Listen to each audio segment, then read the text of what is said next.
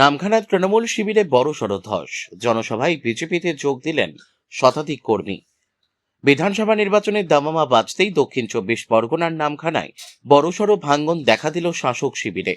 সোমবার বিকেলে নামখানার 7 মাইল বাজারে আয়োজিত বিজেপির এক জনসভায় তৃণমূল কংগ্রেস ছেড়ে গেরুয়া শিবিরে যোগ দিলেন শতাধিক কর্মী সমর্থক। এদিন সাগর বিধানসভার বিজেপি প্রার্থী সুমন্ত মণ্ডলের সমর্থনে আয়োজিত এই জনসভায় প্রধান বক্তা হিসেবে উপস্থিত ছিলেন বিজেপি নেতা তথা রাজ্যসভার সাংসদ রাহুল সিনহা।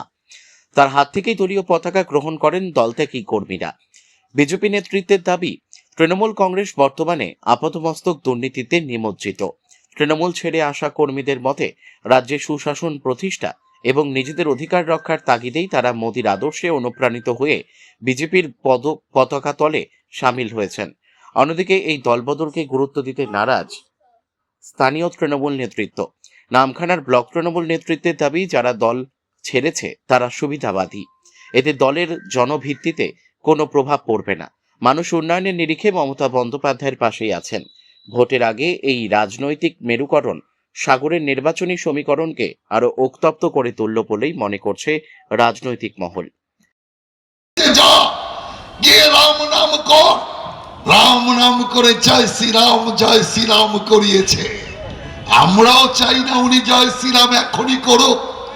এই 4 তারিখের পরে পিসি ভাইপোর গলায় এই গেরুয়া কাপড় জড়িয়ে রাম নাম করিয়ে সুশান্তর হাতে আমরা অর্পণ করব। কপিল মুনির আশ্রমে বসে রাম নাম করবে। রাম চলবে না, কি চলবে? জয় বাংলা চলবে। জয় বাংলা কার স্লোগান? পশ্চিম বাংলায় কোনদিন কেউ জয় বাংলা বলেছে? বাংলাদেশ হওয়ার সময় মুজিবুর রহমান এই জয় বাংলা স্লোগান দিয়েছিল। আর সেই জয় বাংলা আজকে বাংলাদেশের স্লোগান।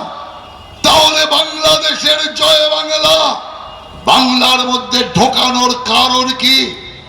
কারণ হচ্ছে ওই সমস্ত ইসলামিক সমস্ত সাম্প্রদায়িক নেতা নেত্রীদের এটাই জানান দিতে চায় মমতা ব্যানার্জি। আজকে জয় বাংলা ঢুকিয়েছে, কালকে পশ্চিমবঙ্গকে পশ্চিম বাংলাদেশ বানাবো, আর তারই প্রস্তুতি নিতে শুরু করেছে। তাই আমি আপনাদেরকে পরিষ্কার বলতে চাই, তৃণমূল কংগ্রেস থাকলে এই পশ্চিমবঙ্গ আবার পশ্চিম বাংলাদেশ হবে, আবার উদ্বাস্তু হবেন আপনি।